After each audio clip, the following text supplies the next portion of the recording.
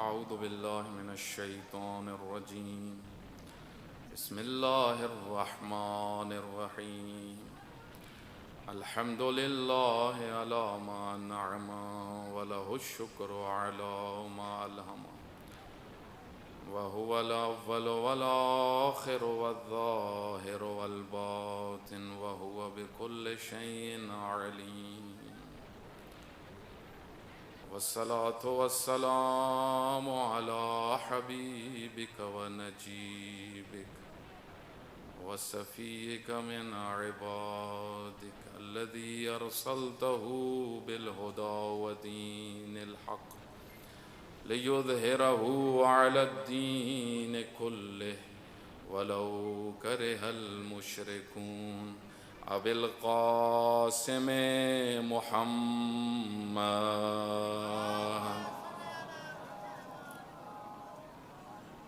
وآله الطيبين الطاهرين المعصومين الذين أذهب الله عنهم الرجس وطهرهم تطهيرا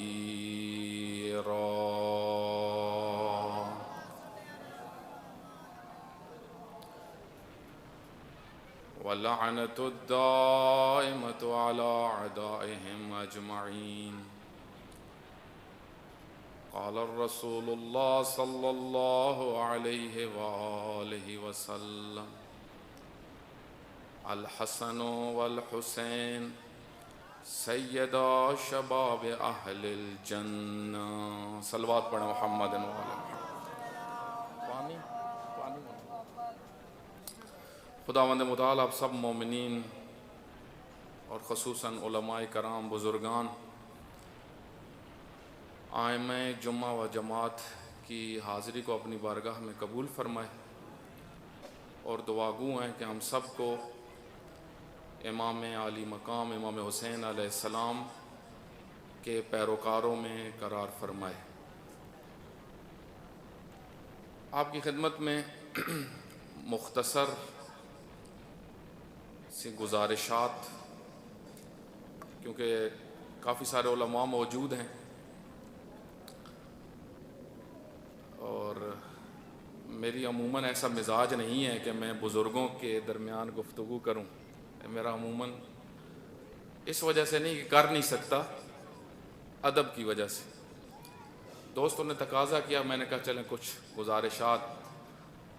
شعبان المعظم کا مہینہ ہے اور روز ولادت سید الشہداء علیہ السلام. آپ کی خدمت میں کیونکہ وقت مختصر ہے، بغیر مقدمے کے عرض کروں کہ 3 شعبان المعظم یہ دن بھی بہت عظیم ہے. ایک تو خود سید الشہداء علیہ السلام کی شخصیت ہے، اس کی عظمت ہے. خود دن جس دن میں ولادت ہوئی وہ دن بھی عظمت کا مالک ہے. اتفاق سے کل ہی میں رہبر عظیم الشان سید علی خامنہئی حافظہ اللہ کا ایک کلپ تھا، وہ سن رہا تھا، جس میں وہ آیت اللہ جواد ملکی تبریزی کا ایک قول نقل فرما رہے تھے. آیت اللہ جواد ملکی تبریزی بہت بڑے عارف تھے، بہت بڑی شخصیت ہیں تشیع کے اندر. خود امام بزرگوار امام خمینی رحمۃ اللہ علیہ کے استاد تھے، عرفاء کی لڑی میں سے تھے، فقیہ بھی تھے، عارف بھی تھے، بہت بڑے استاد تھے اخلاق کے. ان کی کتابیں بھی موجود ہیں، اردو میں کچھ ترجمے بھی ہوئے ہیں. خصوصاً بعض ایام کے متعلق انہوں نے تفصیل سے گفتگو کی ہے. تو اس کے متعلق اسی مناسبتوں میں سے ایک مناسبت شعبان کی، 3 شعبان کا ذکر فرما رہے تھے، اور رہبر معظم یہ قول ان سے نقل کر رہے تھے کہ وہ فرماتے ہیں کہ 3 شعبان کیونکہ سید الشہداء امام عالی مقام امام حسین علیہ السلام جو فرزند پیغمبر ہیں، سبت اصغر ہیں اور سردار جنت ہیں، احرار کے امام ہیں، اور بقول علامہ اقبال رحمۃ اللہ علیہ عاشقوں کے امام،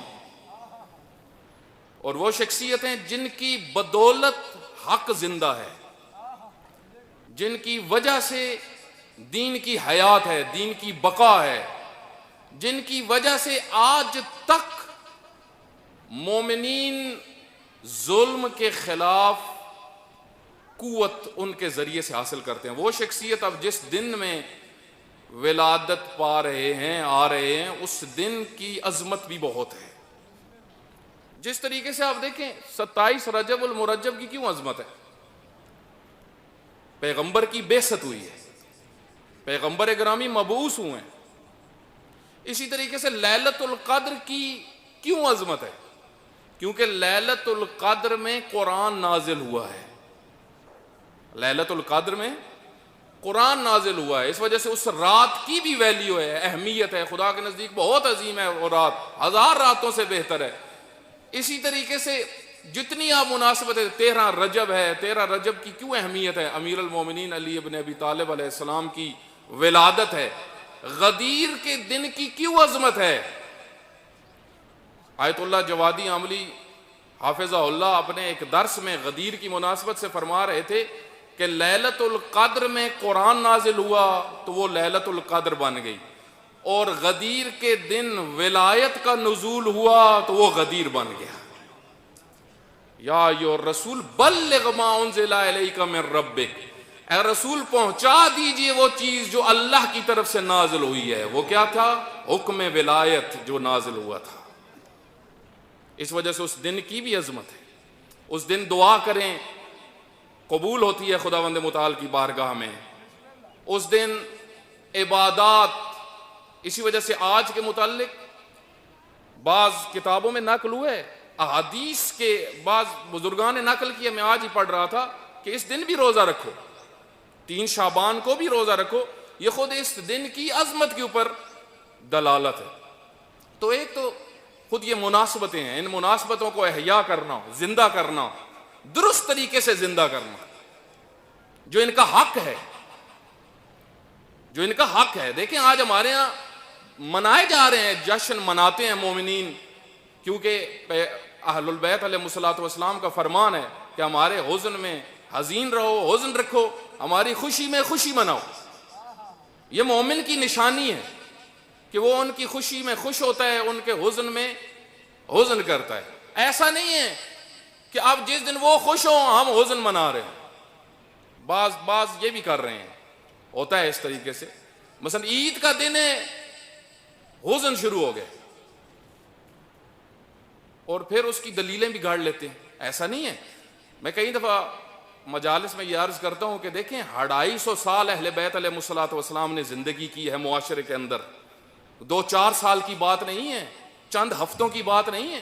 ہمارے پاس اہل بیت علیہ الصلوۃ والسلام کی زندگی کی پوری سیرت موجود ہے، کتابیں پر ہیں۔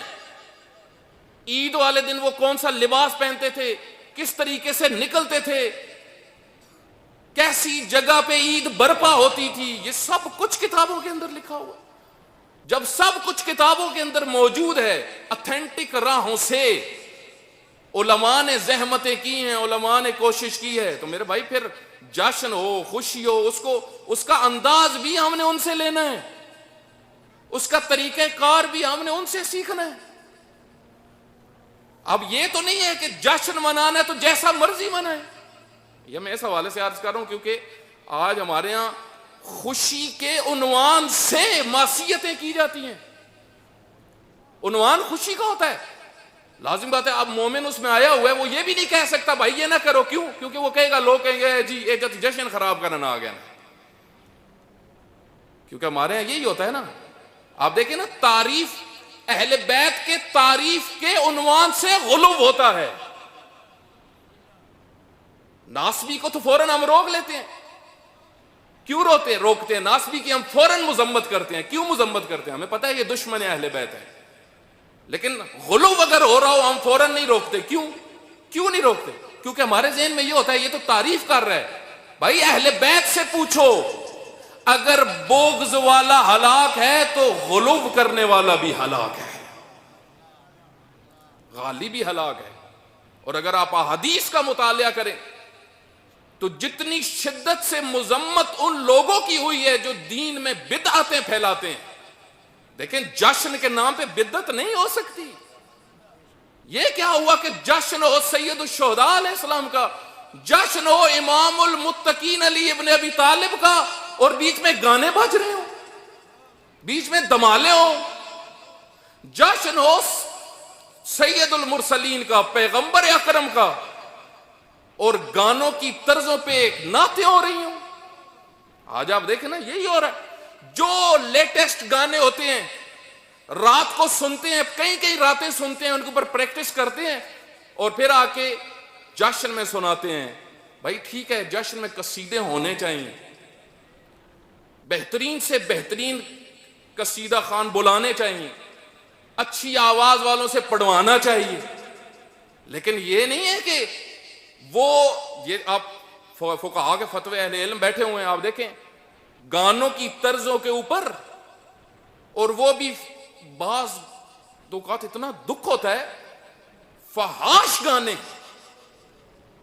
جن کا سب کو پتا ہے کہ وہ کس جگہ سے نکل رہے ہیں، ان کی طرز پہ پڑھنا، اور آگے سے پھر دکھ کی بات یہ لوگ ثواب حاصل کر رہے ہوتے ہیں۔ ہمارے ہاں ثواب کا کنسیپٹ بھی بڑا عجیب ہے۔ دیکھیں آج کا دن ثواب حاصل کرنے کے لیے، اجر کے لیے، آج کا دن بہت عظیم دن ہے۔ یہ آپ ایک ایک سانس جو لے رہے ہیں، ایک ایک سانس جو لے رہے ہیں، یہ اس کی عظمت ہم درک نہیں کر سکتے۔ یہ اس شخصیت کا جشن ہو رہا ہے جن کی بدولت آج سب کچھ مسلمانوں کے پاس ہے، سب کچھ مسلمانوں کے پاس آج جتنی جو تھوڑی سی عزت ہے، یہ بھی سید الشہداء علیہ السلام کی وجہ سے۔ اور اگر امت مسلمہ سید الشہداء کی راہ پہ آ جائے تو پھر پتہ نہیں کہاں تک پہنچ جائے، کتنی عظیم ہو جائے، تو سب کچھ ان کی بدولت ہے۔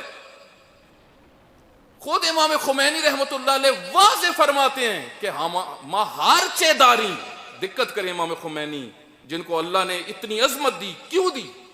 فرماتے ہیں ہارچے داری، ہمارے پاس جو کچھ ہے وہ سید الشہداء کے صدقے ہے۔ سید الشہداء کی عظمت جو ان کے ساتھ رابطے میں ہو گیا، جو ان کے ساتھ مربوط ہو گیا، اس کو بہت عزت ملی ہے۔ تو میرے بھائی اب دیکھیں روش بھی ہم نے ان سے سیکھنے، یہ بڑا مہم ٹاپک ہے، میں علماء کی خدمت میں عرض کر رہا ہوں، جسارت کر رہا ہوں۔ سیرت کا عنوان جو ہمارے یہاں اتنا بیان نہیں ہوتا، روش اہل بیت کیا ہے، وہ دنوں کو کس طرح احیا کرتے تھے، وہ نماز جمعہ کس طرح پڑھتے تھے، وہ نماز جمعہ کا احیا کس طرح کرتے تھے۔ دیکھیں جشن ہو، غم ہو، یہ بہت بنیادی ٹاپک ہے، سیرت اہل بیت، روش اہل بیت، سیرہ ان کا طریقہ کار زندگی، ان کا طریقہ کار عمل، سیرہ اہل بیت بہت مہم ہے۔ آج امت مسلمہ کو سیرہ علی ابن ابی طالب کی ضرورت ہے۔ ہمارے جشن جو ہیں ان میں جو چیز گم ہو چکی ہے وہ یہ ہے کہ ہم سیرہ اہل بیت کو احیا نہیں کر رہے، ان کی شجاعت دیکھیں۔ ہم نے فضائل بیان کرنے ہوتے ہیں، فضائل فضیلت سے ہے، فضیلت کا مقصد واہ واہ نہیں ہوتا، فضیلت کا مقصد کیا ہے؟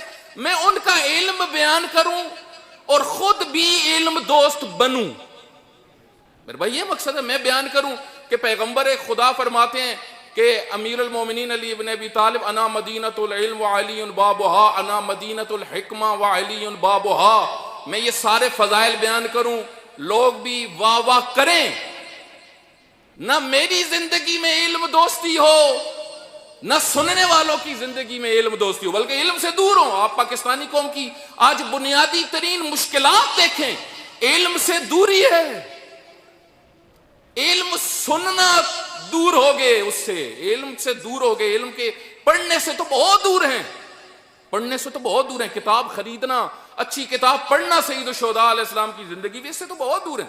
ہم شجاعت بیان کریں امیر المومنین کی، شجاعت بیان کریں امام حسین علیہ السلام کی کہ وہ 72 تھے، تنہا رہ گئے تھے، ہزاروں کے لشکر کے مقابل میں فرما رہے تھے اے ظالمو، اے یزیدیو، تم جو مرضی کر لو، میں نے بیعت نہیں کرنی، میں نے جھکنا نہیں ہے۔ مجھے بتاؤ یہ شجاعت ہے سید الشہداء؟ اور جو سننے والے ہوں ان کے اندر وہ شجاعت پیدا نہ ہو، اور سخاوت سید الشہداء علیہ السلام آپ دیکھیں۔ آج ہم اپنی کنڈیشن دیکھیں، کتابوں کے اندر اگر آپ خود یہ عنوان جو ہے سخاوت اہل بیت اور خصوصاً سخاوت امام حسین علیہ السلام، اس کی اب تحقیق کریں۔ آج ہی میں ایک کتاب میں مطالعہ کر رہا تھا تو وہاں پہ ایک مصنف نے بڑی خوبصورت اس موضوع کے اوپر بحث کی کہ خود سید الشہداء مدینہ کے اندر کوئی بھی آتا تھا، وہ پوچھتا تھا مجھے کچھ چاہیے تو وہ کہتے تھے حسین ابن علی سے ملے گا، حسین ابن علی سے ملے گا۔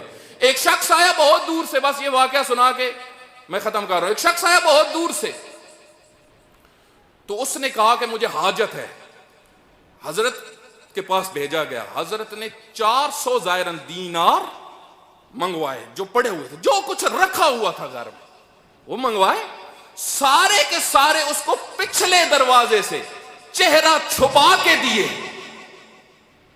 اس بدھو نے، وہ جو عرابی تھا، اس نے آگے سے ایک شعر پڑھا، ظاہراً جس کا مفہوم یہ تھا، وہ کہتا تھا کوئی کم تو نہیں دیے جو چہرہ چھپا رہے ہو، کوئی کام تو نہیں دی، اتنی بڑی مقدار دیکھے۔